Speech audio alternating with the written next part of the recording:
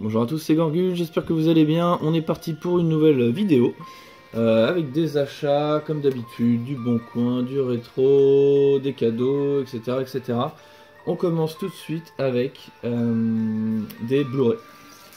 Des Blu-ray Steelbook que j'ai acheté sur Zavi, je crois. Mais je vais arrêter d'acheter sur Zavi parce que c'est vrai qu'on n'a pas tout le temps la langue française et le temps de trouver les Blu-ray en version affaire après c'est un petit peu chiant. Bref. Donc on a Gunman. Donc il y en a plein que j'ai pas encore vu. Hein. Hop. On a ici Street Fighter que j'ai pris un petit peu par défaut. C'était pendant des offres. Je crois que c'était pendant la semaine des soldes. Vous aviez de très bons tarifs, mais il fallait prendre certains steelbooks, donc j'en ai pris quelques-uns pour compléter un peu. Il fallait les prendre par lot de 2 ou 3. Ici on a Wolf Creek. Ensuite, très joli steelbook Disney de Blanche-Neige. Très joli Blu-ray 3D, même pas 10 €. Hein, je vous parlerai des prix après, je sais pas si je les ai tous là. Donc en gros, de toute façon, c'est voilà, c'est 9 € le steelbook. Donc les steelbooks Disney, c'est vraiment de belles pièces pour le prix. On a ici All Boy, que j'avais revu il y a pas si longtemps que ça. Pas mal du tout, très spécial au niveau de l'histoire. Ça, c'est la version coréenne. Ensuite, Brave. Je me souviens plus du nom en français. Je sais plus. Rebelle, voilà, c'est ça. Pas mal du tout. Pas mal du tout. L'histoire nous fait pas énormément voyager, je trouve. Mais je sais pas. Alors, regardez, ouais, il est vraiment sympa le steelbook. Voilà, je l'ai revu il y a pas longtemps en 3D. Pas mal du tout. J'aime bien. J'ai pas énormément kiffé la première fois, mais j'ai préféré la deuxième fois où je l'ai vu.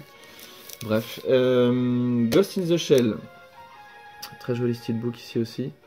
Voilà, donc ça c'est l'animé, assez sobre derrière. Je l'ai pas revu celui-là. Ensuite on attaque avec des cadeaux de ma copine. Donc on commence par la Saint-Valentin. Elle a eu la bonne idée de m'offrir un jeu PS1. Donc Gex 3D, je pensais que je l'avais mais en fait je ne l'avais pas, donc voilà, un jeu de plus pour le full set PS1. Donc, je ne l'ai pas encore nettoyé ni emballé, il est dans une petite pochette pour le protéger en attendant. Et ensuite pour mon anniversaire j'ai eu un petit steelbook, le film Insaisissable 2. Voilà, j'ai pas vu le 1 encore, j'avoue qu'à première vue c'est pas un film qui m'attire. Mais bon, on verra ce que ça donne. Je suis pas fan du casting spécialement.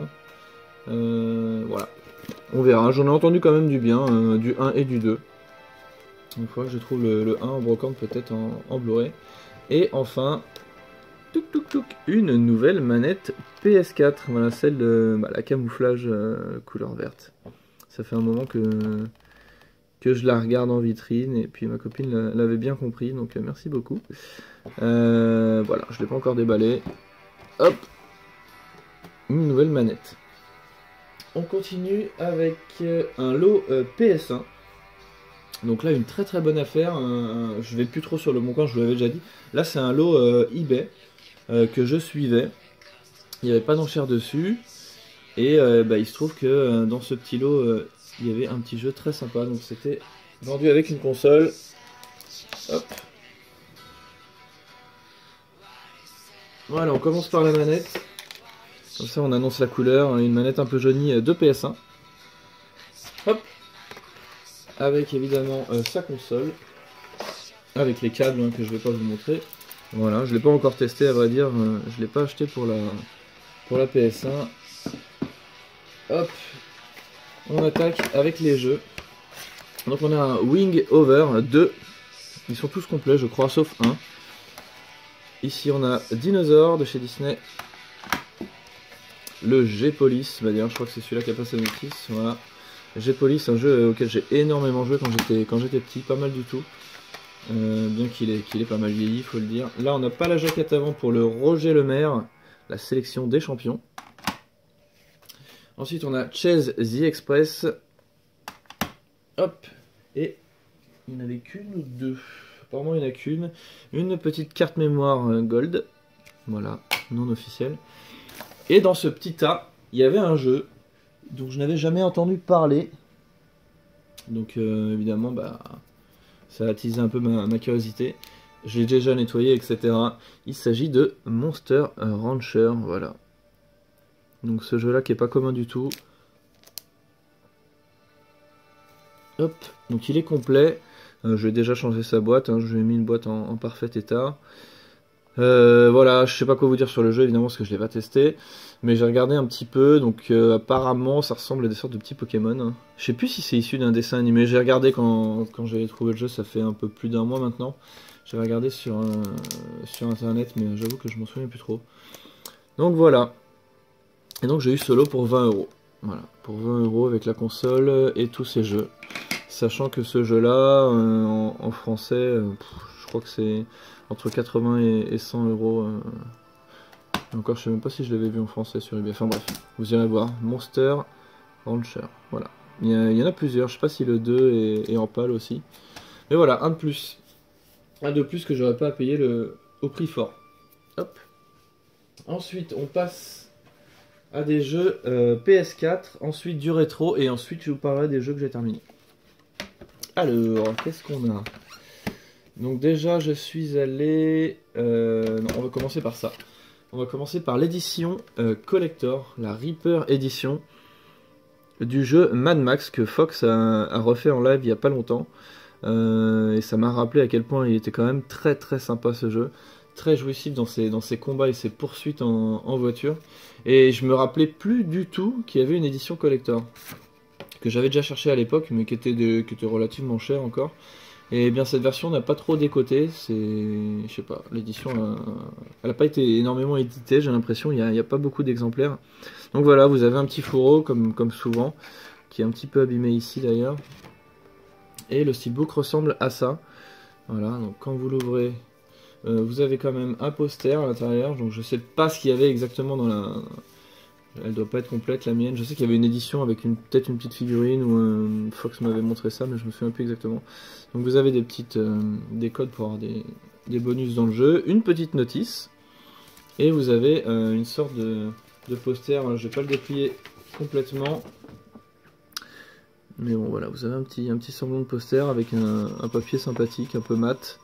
Par contre la tête de Max n'est pas du tout la même. Sur le poster et dans le jeu je trouve, mais bon bref, c'est pas très grave. D'ailleurs il commence à être un petit peu abîmé ici. Hop. Et donc le steelbook, donc à l'intérieur, d'ailleurs c'est pas Steelbook qui a fait le boîtier. Steelbook c'est une marque de boîte métal. Et il n'y a rien d'écrit d'ailleurs, donc je ne sais pas qui c'est. Et voilà, quand vous le voyez entièrement, et il est vraiment sympa. Et donc je l'ai quand même payé 30 €, 30 € frais de port compris. Mais la plupart du temps vous le trouverez à une quarantaine d'euros sans les ports. Voilà, donc si ça vous intéresse, traînez pas trop pour vous le procurer, ou alors après avec un peu de chance, si vous êtes patient, comme d'habitude, hein, vous faites des recherches régulières sur le bon coin et vous pourrez peut-être le trouver à moindre coût. Voilà. Ensuite, hop, ça c'est pour le Mad Max. Je suis allé à Micromania, fouiller un peu dans les bacs. D'ailleurs, j'ai oublié un jeu. Où est-ce qu'il est? Il est là. Hop, je vous le montrerai après. Parce que j'y joue en ce moment, non, je vais vous le montrer direct. Hop. Donc, j'ai demandé à la fin de mes achats s'ils avaient pas un steelbook qui traînait. Et je suis tombé sur quelqu'un de très gentil, un vendeur très sympathique, qui m'a donné ce steelbook de Dynasty Warrior numéro 9. Hop. Et un petit artwork aussi très joli à l'intérieur. Voilà. Hop. Donc je sais pas s'il en reste, mais si ça vous intéresse en ce moment, ils en ont quelques-uns apparemment. Et j'ai acheté deux jeux d'occasion. Le premier que j'ai commencé qui s'appelle Black Mirror. Voilà, donc un jeu dont je n'ai pas du tout entendu parler, hein, de THQ nordique. Je l'ai commencé, donc c'est sûr que c'est pas un jeu, déjà il prend que 7 Go sur la console. C'est pas un gros jeu, les graphismes sont moyens, mais voilà, c'est le genre de jeu que j'aime bien. Vous incarnez un personnage, votre père, donc ça c'est le pitch de départ, hein. Votre père est mort dans des circonstances troublantes, et vous venez un peu voir ce qui se passe dans votre famille que vous ne connaissez pas, donc dans une espèce de gros manoir. Et voilà, donc il y a... Comment on pourrait décrire ce jeu? C'est pas une sorte de point and click, mais presque, hein. Il y a des énigmes, il y a du blabla. Voilà, c'est pas un jeu sensationnel, mais voilà, j'aime bien. Il m'a pas coûté très cher, 20 € je crois. Et puis voilà, je suis en cours, je suis en train de le faire pour le moment.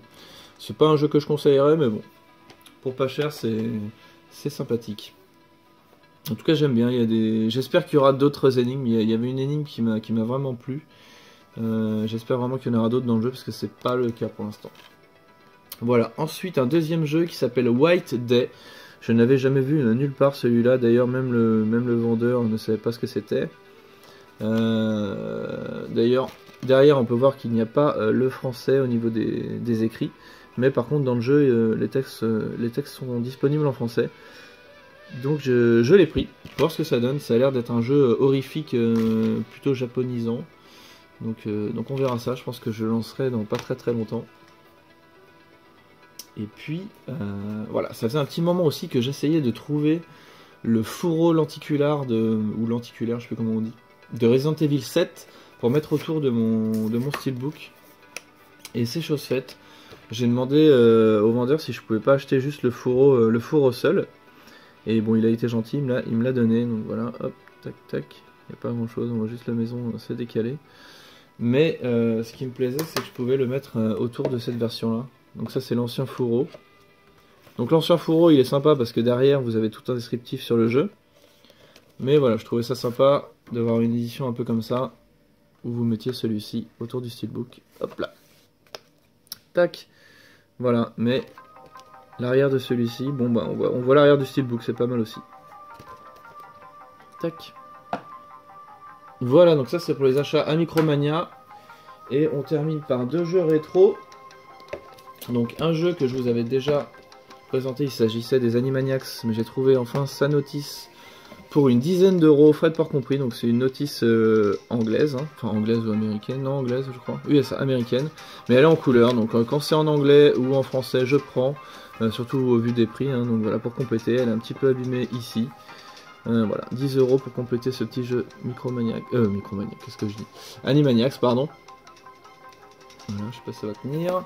Et ensuite, un jeu que j'avais en loose, que j'ai complété, donc en le rachetant complet. Il s'agit de Kid Clown in Crazy Chase. Voilà, un jeu que j'avais testé avec Yonzio sur la Rétron il y a un petit moment déjà. Un jeu pas foufou avec une vue un peu en 3D ISO sur le côté où vous descendez des pentes, vous ramassez des objets. Enfin, je me suis pas vraiment éclaté sur ce jeu, Yo non plus je pense. Voilà, mais une petite boîte sympa, verte, ça change, c'est pas très joli mais ça change. Voilà. Celle des Animaniacs c'est quand même beaucoup plus joli. Hein. Hop là. Ah oui, et je l'ai eu celui-ci, je me souviens plus du prix honnêtement mais... je pense je pense 25 € peut-être, frais de port compris. Voilà. Hop. Et ensuite, je vais vous parler des jeux que j'ai terminés. Donc, si vous voulez pas vous spoiler, etc., vous pouvez arrêter tout de suite. Je vous fais des bisous. Et à la prochaine. Alors, on commence par quoi? On commence par Metro Redux. Voilà, j'ai terminé le deuxième en mode normal. Mais j'en ai déjà parlé. Pourquoi je l'ai mis là-dedans? Il me semble que j'en ai déjà parlé. Bref. Donc j'ai terminé, excellent, tout comme le 1. Une ambiance musicale excellente, une ambiance de jeu excellente également. On s'amuse, il y a du fight, mais pas trop. Ce que je regrette, c'est que dans le 1, il y avait des micro-énigmes, entre guillemets, où vous étiez un peu coincé. Des fois, il fallait quand même chercher comment sortir. Bon, ça arrivait pas souvent, mais j'ai l'impression que dans le 1, il y en avait, et que dans le 2, il n'y en avait pas du tout. Mais peut-être que je me trompe. Donc, voilà, j'ai ça qui me vient à l'esprit. Mais sinon le jeu était très plaisant, l'histoire, bon l'histoire est ce qu'elle est, elle est pas folle, mais il y avait un truc excellent aussi, c'était les animations dans les différentes stations que vous allez explorer. Il y en a une qui est vraiment excellente avec un théâtre, avec tout plein de spectacles. Enfin voilà, c'était vraiment excellent. Vivement la suite qui devrait arriver cette année je crois. Ensuite on va parler de Technomancer. Technomancer d'ailleurs j'avais le steelbook ici vide que j'ai pu remplir. Donc ça c'est un RPG futuriste qui se passe sur Mars. C'est pareil, je n'avais pas entendu du tout parler. Et je me suis lancé comme ça pour le tester. J'ai quand même pas mal accroché, même si c'est un jeu que je ne conseillerais pas à ceux qui n'ont pas trop le temps de jouer, etc. Ou qui doivent vraiment sélectionner de bons jeux. Mais voilà, pour ceux qui font que des RPG par exemple, je le conseillerais quand même. C'est un RPG d'une quarantaine d'heures quand même. Qui est pas trop dur, vous pouvez monter la difficulté sans problème. Moi je l'ai mis en suprême, voilà, c'est au-dessus difficile. Vous pouvez la modifier à tout moment dans le jeu, donc ça qui est pratique. Si jamais vous bloquez, vous baissez la difficulté et puis voilà. Qu'est-ce que je peux dire sur ce jeu? Je vais commencer par les points négatifs. Les points négatifs, c'est les quêtes qui sont pas très intéressantes. Il y a beaucoup de blabla, des allers-retours juste pour des blabla sans forcément affronter d'ennemis parfois, donc c'est assez frustrant. Surtout qu'il n'y a pas de téléportation, ça aussi c'est un défaut sans l'être, parce que quand on voit les Final Fantasy, je me souviens pas si dans les anciens on pouvait se téléporter. On avait des combats aléatoires, etc. Mais là c'est pas des combats aléatoires, c'est des mobs que vous avez déjà tués, que vous allez raffronter. Ça c'était la partie assez pénible du jeu. Après, vous avez des musiques magnifiques. La bande originale du jeu est excellente. Ça, c'est un fait. Vous avez tout ce qui est technique de combat, etc. Vous pouvez adapter. Je vais baisser un peu ça. Qu'est-ce que je pourrais dire? Les items aussi sont très jolis et personnalisables, etc. Donc ça, c'est un côté qui m'a pas mal plu. L'histoire a l'air pas mal, assez profonde. Au début, je me suis pas trop amusé à lire et à m'intéresser. J'aurais dû, je pense que j'aurais été un peu plus dans le jeu, même si j'ai quand même accroché.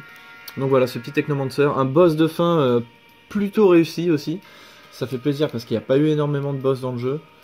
Pas non plus d'ennemis emblématiques. Ça manque un peu de charisme tout ça. Mais voilà, un petit jeu quand même plaisant. Je me suis quand même amusé, les combats sont cool. Mais voilà, il n'y a rien d'exceptionnel dans ce jeu-là. Hop, Technomancer. Et on termine par The Little... Pourquoi je dis The? Il n'y a pas. Little Nightmares, pardon. Un petit jeu que j'ai mis du temps à faire. Parce que j'avais entendu pas mal de... D'ailleurs j'avais cette version-là. Là. J'avais entendu pas mal de petits retours négatifs.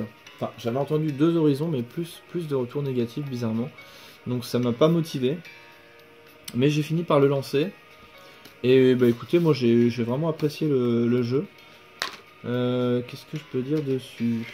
L'univers assez sombre m'a beaucoup plu. Ça m'a fait penser à un mélange de Limbo et du voyage de Chihiro.